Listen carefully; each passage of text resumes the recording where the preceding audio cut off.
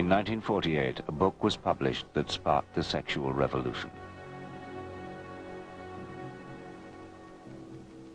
Unnoticed within it were the details of the sexual abuse of several hundred children.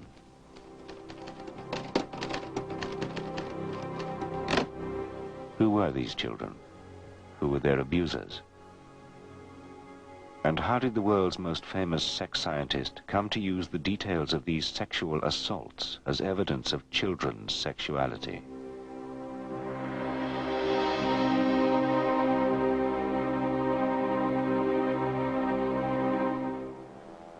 Professor Alfred Kinsey was the father of the sexual revolution. From 1948 to 1956, he traveled the world, advising governments how to modernize antiquated sex laws. From Britain, where he advised the Wolfenden Committee on Homosexuality, to Europe and America, his advice was key to updating sexual attitudes. In 1948, Kinsey published the first scientific study of what people do in bed. Sexual behavior in the human male took the world by storm.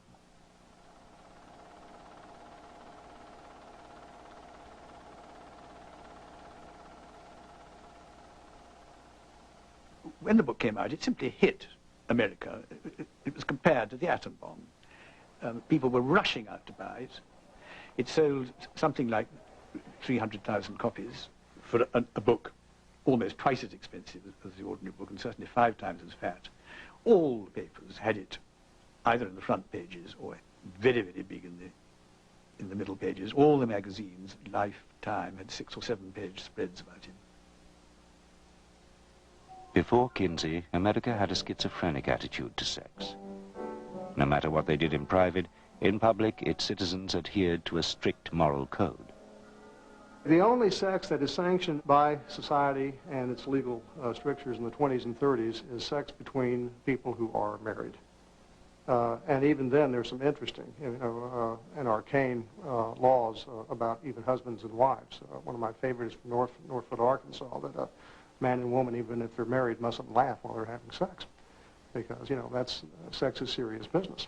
Oh, the sexual climate in those days was, well, to put it gently, repressive. Everything was illegal except wet dreams. And so, well, if you had premarital intercourse, that was labeled fornication. You know, if you had extramarital intercourse, that was adultery. Of course, homosexuality was taboo completely. So was animal contact. If you tried petting, you had to be very careful of the age of your partner, or you would be contributing to the delinquency of a minor. You also had to watch your techniques. If there was any mouth-genital contact, by definition, that was sodomy. You know, so, literally, as Kinsey once said, if all the sex laws were rigidly enforced, about 90% of the males would be felons. Kinsey's book challenged most known views on sexual behavior. From masturbation to adultery, homosexuality to bestiality, Kinsey's patient research appeared to reveal the reality of America's sex life.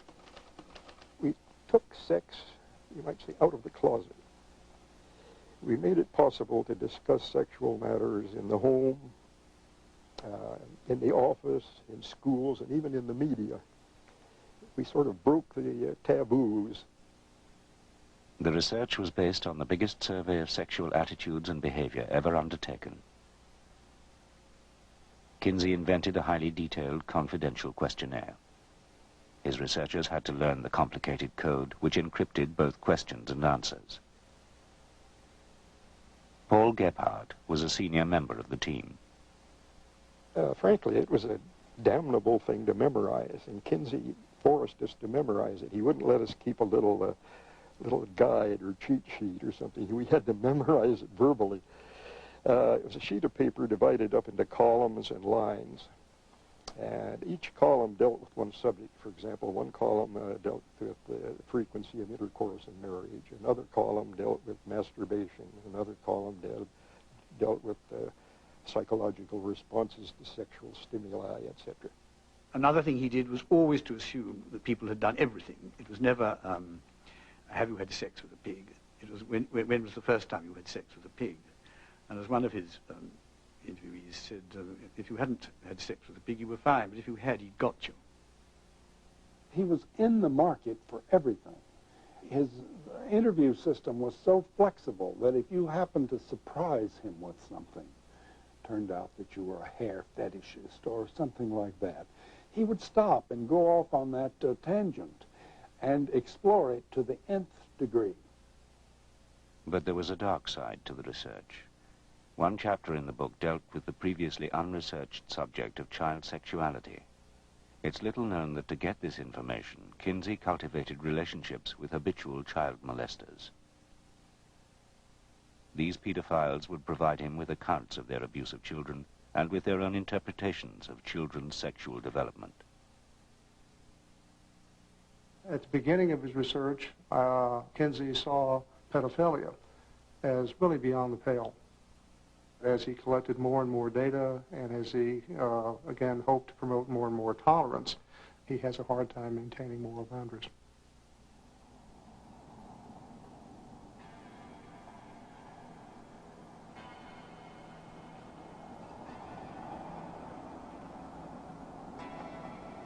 In June 1944, Alfred Kinsey left Indiana on an 1,800-mile trek across the southwestern United States. He was going to a clandestine meeting with a man who was to become his prime source of information about child sexuality.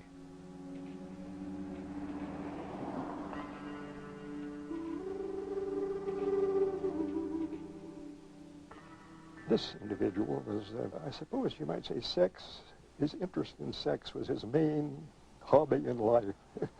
Anything was a sexual object for him.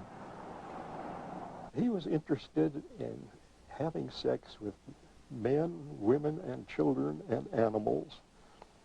And he just was curious to see what would happen.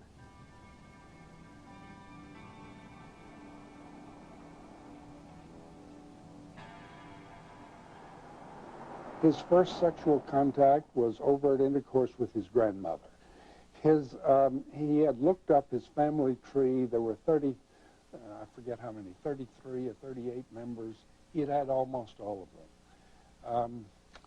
He had had intercourse with hundreds upon hundreds of males and females of every conceivable age. My memory is that it exceeded 600 for both boys and girls, and we haven't yet got to maturity.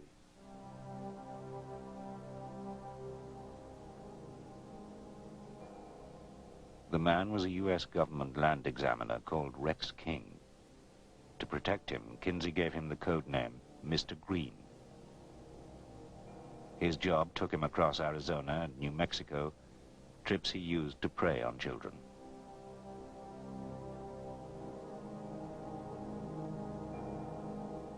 He molested at least 800 boys and girls, recording the details in explicit handwritten diaries.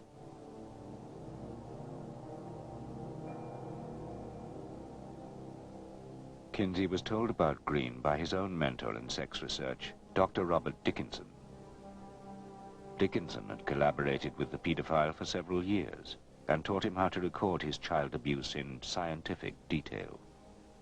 He told him how to measure things and time things, and encouraged him to, he knew he was going to do his ordinary behavior anyway. Dickinson couldn't have stopped him from being a pedophile. But he said, at least you ought to, do something scientific about it, so it won't be just your jollies, it'll be something worthwhile to science. So he gave him some training by letter and correspondence.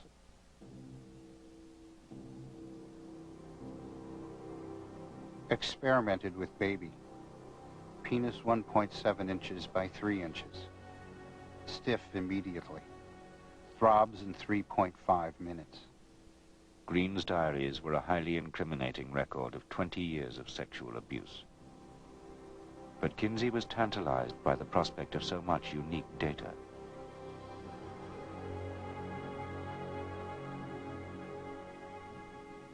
I congratulate you on the research spirit which has led you to collect data over these many years. Everything that you've accumulated must find its way into scientific channels. Kinsey worshipped data. Anyone who could contribute to his aggregate data had a very high place in his, pantheon of heroes.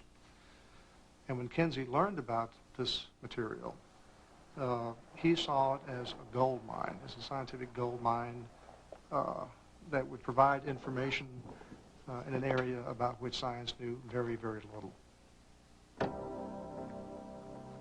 Kinsey met Green at a secret location in Arizona.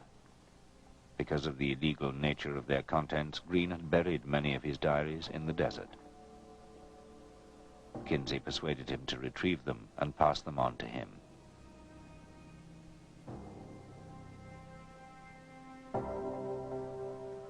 Green had been a predatory child molester for more than 20 years.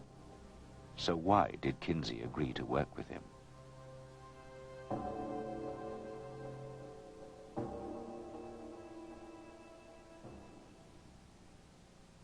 Clarence Tripp was one of Kinsey's closest associates. Even today, he defends Kinsey's involvement with the pedophile. Green was actually extremely conservative in all kinds of ways, and we know that for sure, because he had, you can get into trouble in a flash if you have any kind of, even tickling, any kind of sexual contact whatsoever with the child, because all you need is one whimper out of the child. You don't even need a formal charge to put you in the jailhouse. Well, here's this man with hundreds of contacts. There was never a charge against him. He was never arrested for anything. All the children thought he was wonderful. All the mothers thought he was wonderful. There are two, I suppose, lest you get contradicted, there are two instances in which a young boy or girl, I guess it was, I don't remember, didn't complain. They agreed to the sexual contact, but then they found it very painful and yelled out when it actually took place. This was because they were very young and had small genitalia, and Green was a grown man with enormous genitalia, and there was a fit problem.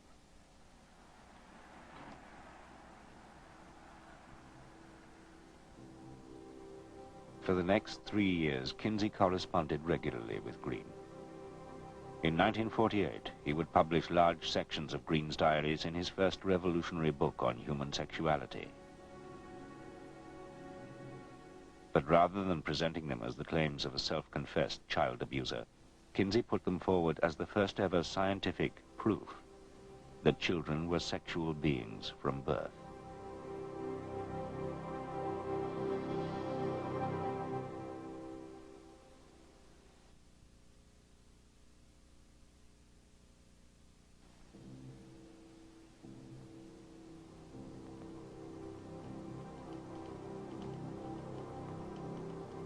When, in 1948, Alfred Kinsey's Sexual Behavior in the Human Male became an instant bestseller, no one seemed to notice the contents of Chapter 5. In it, Kinsey reproduced sections of the pedophile diaries he had received from Mr. Green. First, and with no independent corroboration, he published verbatim Green's detailed descriptions of what the pedophile claimed were orgasms experienced by the hundreds of children he had abused. Extreme tension with violent convulsion, often involving the sudden heaving and jerking of the whole body, groaning, sobbing, or more violent cries, sometimes with an abundance of tears, especially among younger children. If you read those words, what he's talking about is kids who are screaming, kids who are protesting in every way they can the fact that their bodies, that their persons are being violated.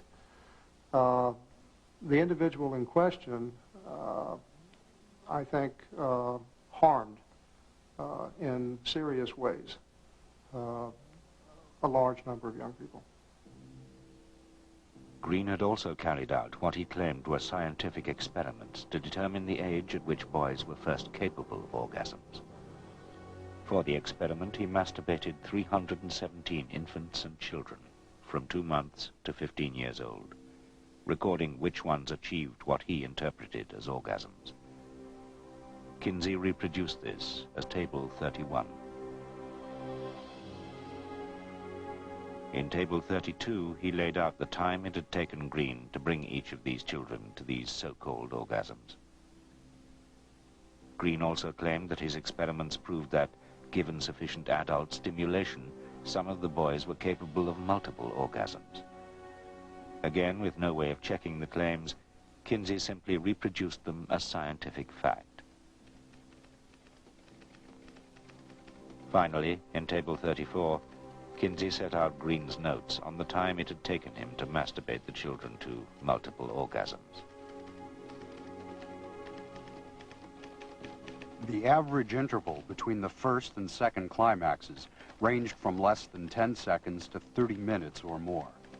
Even the youngest males, as young as 5 months in age, are capable of such repeated reactions.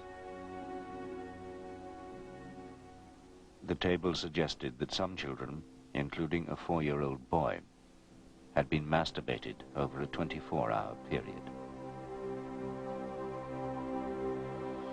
In his book, and based primarily on Green's information, Kinsey claimed that children could, with the assistance of an experienced adult, enjoy sexual activity from the moment they were born. It was a revolutionary claim that overturned all previous scientific knowledge about the development of child sexuality.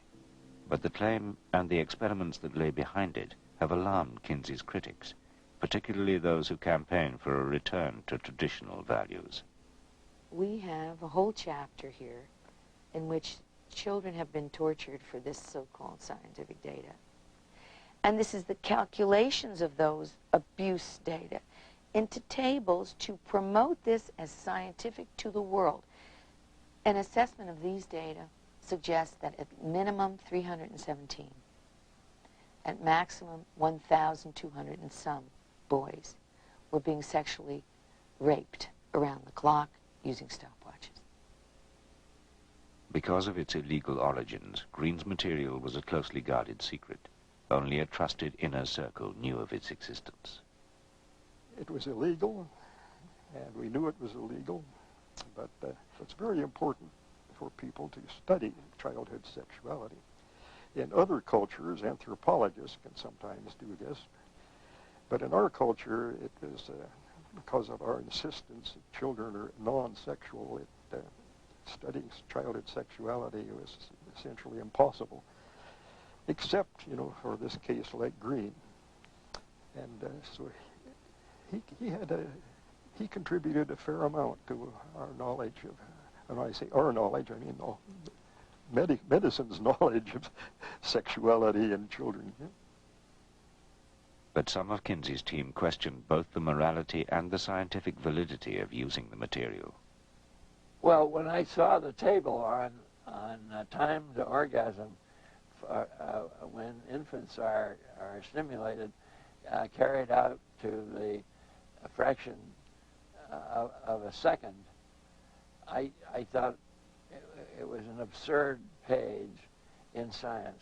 But to actually stand there with a stopwatch and have somebody or oneself stimulate the infant and time it to the split second was simply so gross that I didn't feel it had a place in a scientific book. Remember that Noah, who I've never met, was he's a very upstanding kind of man. He was damaged in childhood with all this morality. And then he had this peculiar moralistic wife, I'm understating it, and through all this, it sounded to him like pure sin. Whether or not I had a moral objection to it, and I did, but that was not the point. It was that this was a scientific book. He was proud of its being scientific. And here was some completely unevaluated, potentially important stuff carried out to absurd numbers, fractions of a second. It was irrelevant. It was unworthy of him as a scientist. 50 years after Kinsey first published Green's pedophile diaries as scientific fact, the Kinsey Institute has been forced to defend his involvement with pedophiles. Director John Bancroft accepts that the scientific reliability of Green's diaries was dubious, but believes Kinsey was justified to make use of them.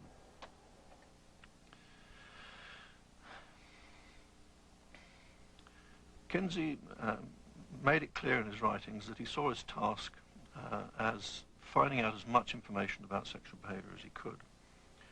And he sought information from wherever he could find it. He also made it very clear that he did not see it as his role as a scientist to make moral judgments. I think that Alfred Kinsey used this individual's data and shaped a chapter drawing upon it, really disgraced his discussion and elevated to the realm of scientific information, what should have been dismissed as unreliable, self-serving data provided by a predatory pedophile. How did Alfred Kinsey, a respected scientist and devoted father, become so involved with a man like Green? The answer may lie in a personal war he was fighting, a war against all moral and legal restrictions on sex, a war that had its roots in his own childhood in the slums of Hoboken, New York.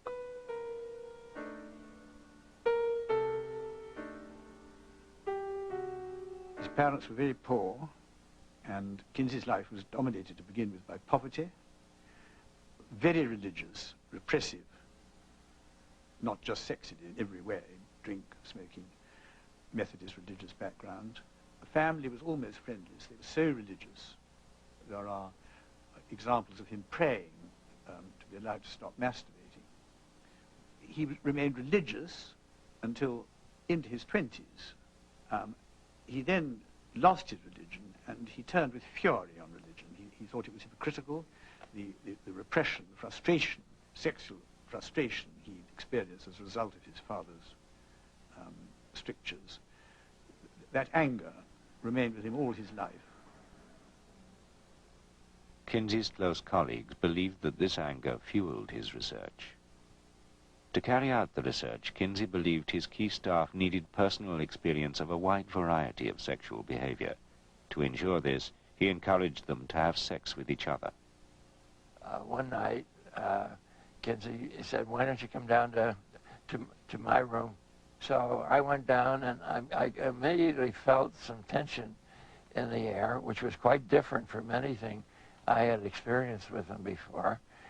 And it suddenly occurred to me that Kinsey was preparing to offer me the opportunity to have some homosexual experience. And I said, "I don't think I want to participate in this, and please excuse me," and I walked out the door.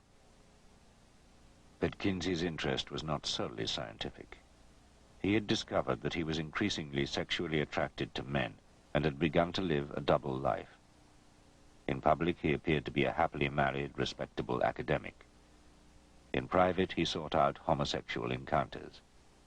But these were illegal, and he was forced to keep them secret. On the one hand, he had a wife, he had children, he had a career as a respected college professor.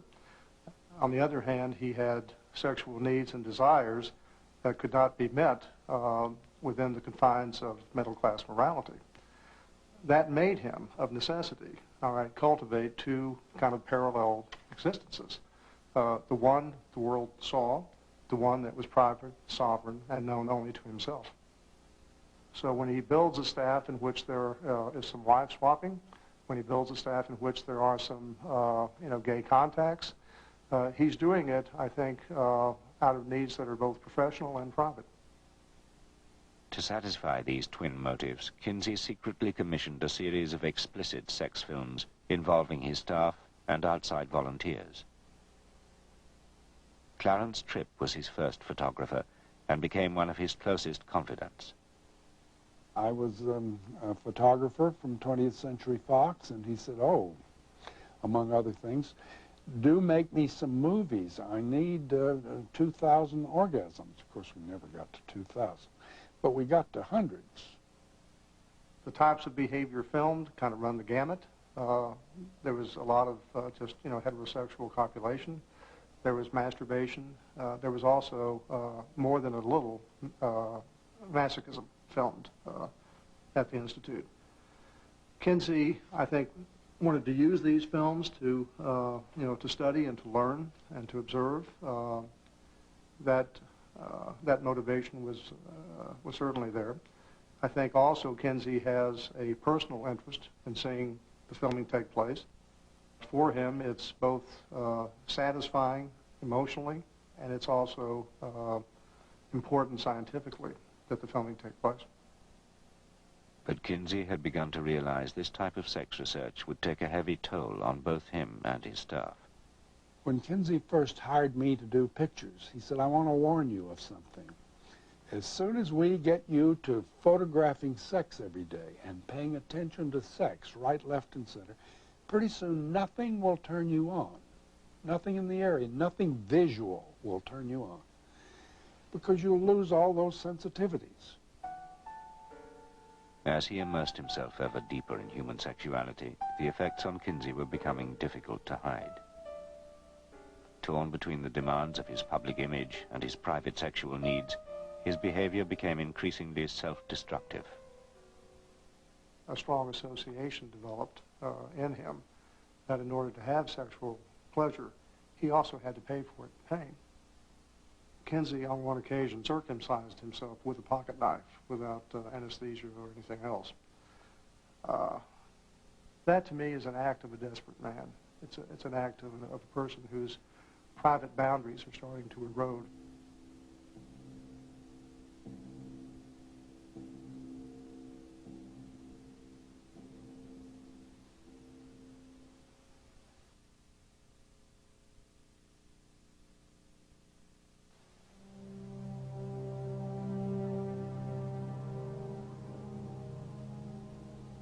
In 1947, Kinsey sent the final proofs of his chapter on child sexuality for approval by the pedophile he codenamed Mr. Green.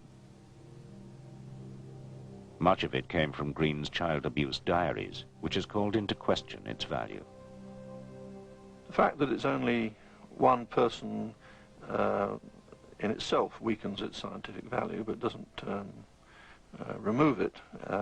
We've known of a few people of this kind who have kept detailed recordings of their sexual exploits over a long period of time. To some extent, they may feel that they're justifying their sexual behavior in the process of documenting it. And I think one has to be rather cautious about accepting their information just at face value. Kinsey's critics say that whether or not the material was scientific, he should have reported Green to the police. But the Kinsey Institute rejects this. It's inconceivable that one could do research in that way, give people guarantees of confidentiality, and then when they've given you the information, say, well, I'm afraid I'm going to have to report you to the police. That would be immorality in my book of the highest order. Some of Kinsey's other defenders claim that Green had long ceased to be an active child abuser by the time he met Kinsey, and so there was no need to report him to the police. But the Kinsey Institute refuses to release Green's diaries, which could corroborate this. Only trusted Kinsey supporters are allowed access to them. By convincing them that I was not against Kinsey, but concerned to find out what he was really like, and as they got used to me and realized that I was honest and sincere, I did finally get into, I think, everything I could reasonably have expected. But Jonathan Gaythorne Hardy's notes, taken during his access to Green's diaries, suggest that the paedophile was sexually active until 1954, more than 10 years after he first met Kinsey.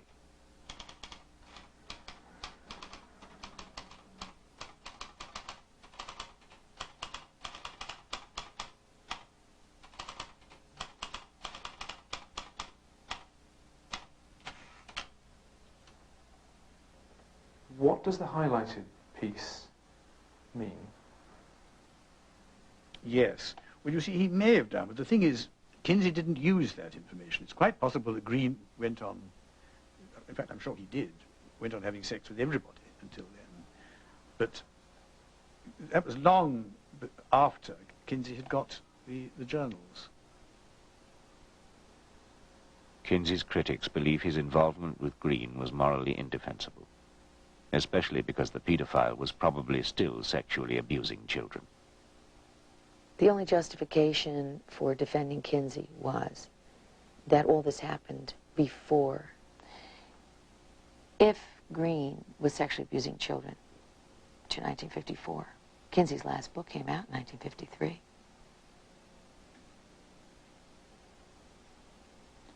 That certainly would mean that all of that violence and all of that abuse was going on throughout the entire time Kinsey was collecting these data.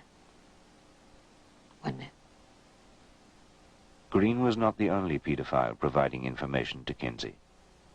We got them in prisons, a lot of them, because we had the prison records of these people. So we'd say, give us a list of everybody in San Quentin who's sent up on pedophilia charge, and we'd go after them. So we got a lot that way. Then there was also a pedophile organization in this country. They cooperated with us, and some of them who were not, of course, not incarcerated, they came and they gave us information. Not all of the pedophile information arriving at the Kinsey Institute in Indiana came from within America. There was a man in Germany who was a pedophile, and he wrote Kinsey. And he was interested in information about pedophilia, and he offered his own case history. Of course, Kinsey couldn't go to Germany to get it, but he wrote him questions in a letter, and they carried on quite a correspondence. And we were learning some interesting things about pedophilia in Germany, you might say. The pedophile was Dr. Fritz von Baljusek, a former senior Nazi Party official. Before the war, he had been a stormtrooper. During the war, he had commanded a ghetto in an occupied Polish town. During all this time, and in the years that followed, he sexually abused hundreds of pre-adolescent girls and boys. He recorded the details in pseudo-scientific diaries in which he claimed to have masturbated and penetrated the children to assist their sexual development. At Kinsey's request, von Baljusek sent his diaries to Indiana. But then one of his victims was murdered. So the police were looking for pedophiles, and they ran across him and decided he was probably the murderer. And so as they went through his possessions, they found in his correspondence with Kinsey. So they said, aha, Kinsey must know all about this man. We've got to have Kinsey's testimony and whatever records this man sent to Kinsey. So they got Interpol, International Police on the thing.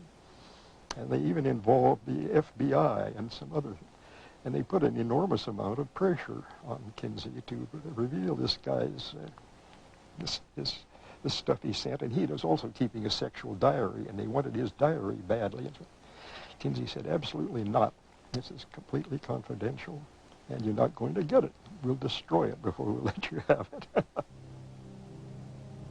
Von Baljusek was never charged with murder, but he pleaded guilty to sexually abusing more than 30 children. At his trial, the judge criticized Kinsey for failing to report such an active pedophile to the police. It is a criticism the Kinsey Institute rejects. I think people have got to ask themselves the question, do they believe that research into sexuality should be done or should not be done? Particularly research into sexuality which might be, in some sense, illegal. But if the cost potentially is more children at risk of abuse, can that cost be justified? Consider the cost of remaining in ignorance. Unless we know about these behaviours, we'll be in a much worse position than if we have more information about them. That was Kinsey's view. John Bancroft is adamant that Kinsey never did more than accept reports from pedophiles on their sexual activity. Kinsey didn't ask anybody to carry out any particular form of sexual behaviour. He simply asked them to let him know of their experiences that they'd had. But at von Baljusek's trial, an exchange between the judge and the pedophile seemed to suggest otherwise. The judge said, I had the impression that you got to the children in order to impress Kinsey and to deliver him material. And von Baljusek replied, Kinsey himself asked me for that. If the judge's impression was correct, and if von Baljusek was telling the truth, it would be evidence of Kinsey's involvement in ongoing child sexual abuse. It tells me that von Baljusek, who was not a sex researcher, got his directions as to how to do the, quote, scientific part of the research from Dr. Kinsey, that he was directed. Over the years, people have used their contacts with Kinsey in a variety of ways, and it's not surprising that if someone's being charged with an offence, if they can bring Kinsey's name in, they will do, in the hope that it might mitigate their case. But Kinsey was not responsible for what that man was doing, nor did he encourage it. The key to resolving Kinsey's involvement with child sexual abuse is in von Baljusek's diaries, but the Kinsey Institute refuses to release them. However, for more than 15 years, Kinsey appealed to people of all sexual orientations to send him information. In at least some of these appeals, he seemed prepared to give instructions on how to record their sexual activity. Persons who have kept calendars, or who are willing to begin keeping day-by-day calendars, showing the source and frequency of their sexual outlet, are urged to write to us for instructions. So many people responded that the Kinsey Institute has never been able to catalogue their material, and today has no idea who sent in which diaries. But the Institute says it has long been expecting to hear from someone claiming to be a victim of Kinsey's pedophile correspondence.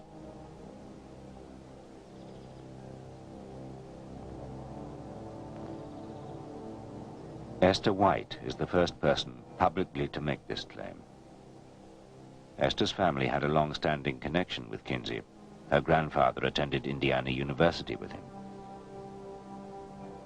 But Esther came from an incestuous family. She claims she was abused first by her grandfather and later by her father. The abuse started with my father, I think, as a very young child, probably about age 7. My father started a loving, concerned, petting kind of an affection. And when the opportunity came along, he took the opportunity to turn that from affection into what he called affection and love, into a sexual relationship, intercourse, oral copulation, ugly things that I don't like to talk about. Based on what her father told her, Esther believes he was one of the pedophiles who provided information to Kinsey. My father actually did mail in some questionnaires, I believe, to the Kinsey Institute about the sexual abuse that he was doing on me. At the very peak of when all the abuse was going on, there was a paper in a brown envelope, and it was kind of halfway out of the envelope. It was a summer afternoon, and I don't know why I remember there was a warm breeze blowing through the bedroom window. The envelope had blown a little bit, and I went to put it back on the dresser, and I saw that there were questions there. And it was a whole series of questions with little boxes in front of them. And I read one of the sentences, and I didn't know one of the words. And so I asked my father, what is O-R-G-A-Z? Oh, he said, that's orgasm. And he continued to explain to me what an orgasm was. And then I realized why he was looking at his watch. because he was telling me to let him know when I felt an orgasm. And when he saw that I had seen this paper, he immediately said he had a deadline to meet and he had to send it away. So he put it in this envelope. I know nothing about this woman or her father or grandfather. I have no idea whether there's any basis of fact in what she's saying at all. Would it be possible for the Institute to examine its files and determine whether her father did send information to Kinsey? At this point, I can't say. We have a huge amount of information that people have sent to the Institute about their sexual experiences. Somewhere amongst that, there may be something relevant to this woman. But that material is uncatalogued, unordered, and I really have no idea how difficult it will be to check that out. Can you understand, though, why she would feel disturbed by the knowledge that material may be residing here in the Institute? If the description is accurate, then I can see she could have some concern, yes. But she can also rest assured that the material will be treated with great confidentiality. And we will never reveal the identity of anybody involved to anyone else. But from what her father said about Kinsey, Esther fears the details of her abuse may have been used in his second book, Sexual Behavior in the Human Female. In a section dealing with sex between adults and children, Kinsey claimed to have evidence that children can enjoy abuse. The adult contacts are a source of pleasure to some children, and sometimes may arouse the child erotically and bring it to orgasm. It is difficult to understand why a child, except for its cultural conditioning, should be disturbed at having its genitalia touched.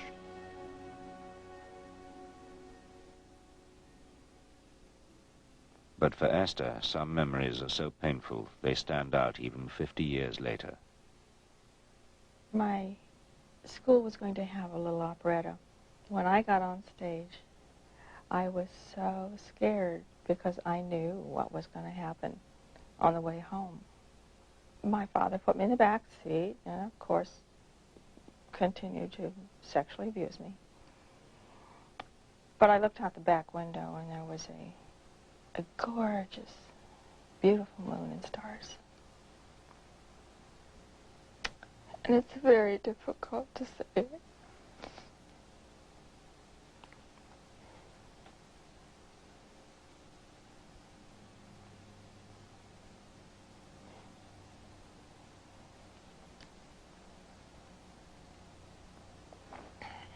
I'm sorry.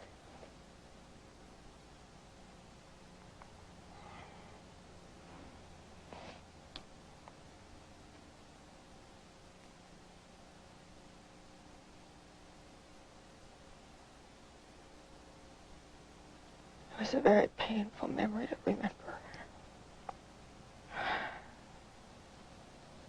But I was crying so hard that the tears were running into my eye, out of my eyes and down into my ears. And I was crying and my sinuses were so filled up I couldn't breathe. And my ears were filling up with water. And I just had a fear, I'm going to die.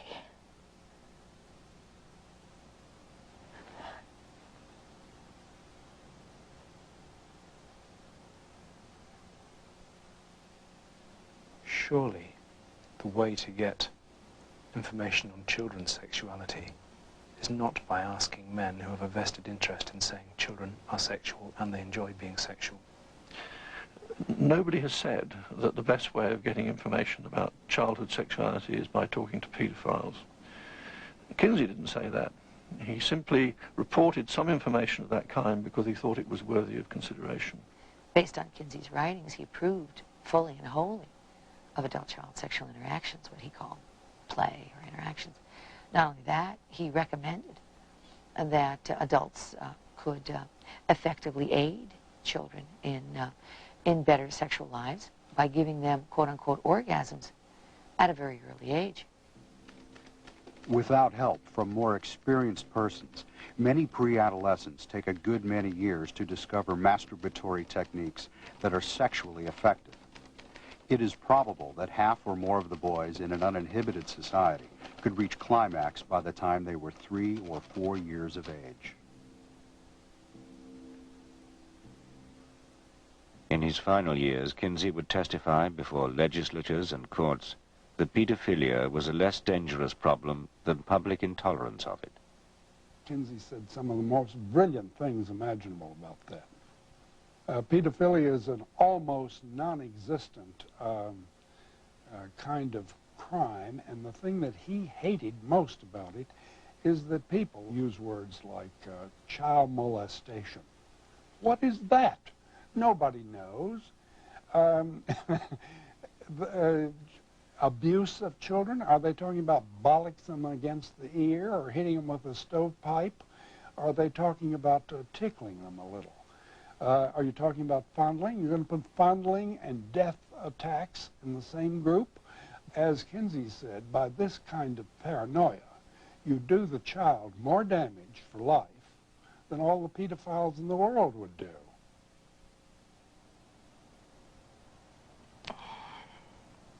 Pedophiles are very sad people. I think the fact that they're even taking the information from a pedophile perpetuates the abuse. It glorifies it to that pedophile. Esther White wants an independent inquiry into Kinsey's involvement with pedophiles, and an investigation of the child abuse diaries still locked inside the Institute. Those archives need to be opened up so people can understand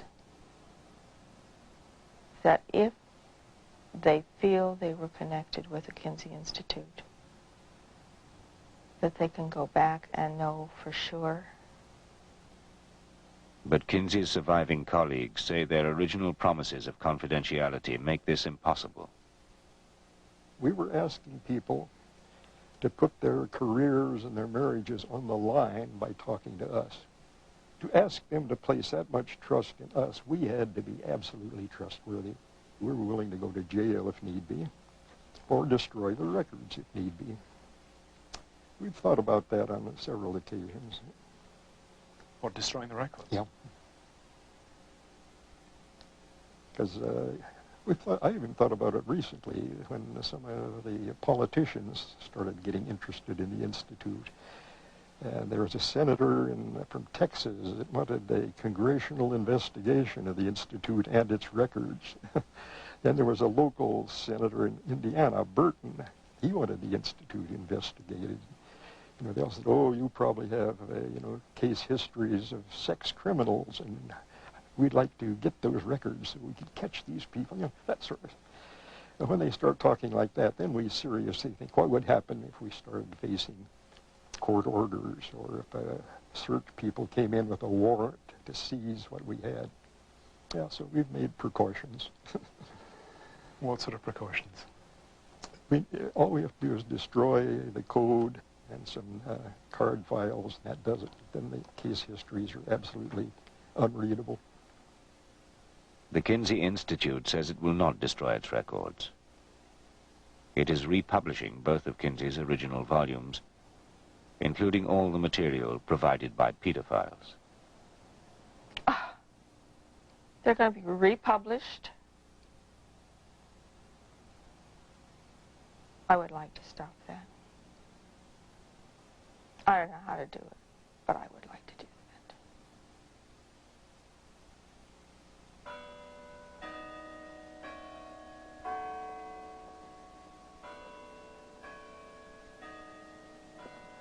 They used me, and they used those children. And that's a terrible way to feel that you've been used for a lie.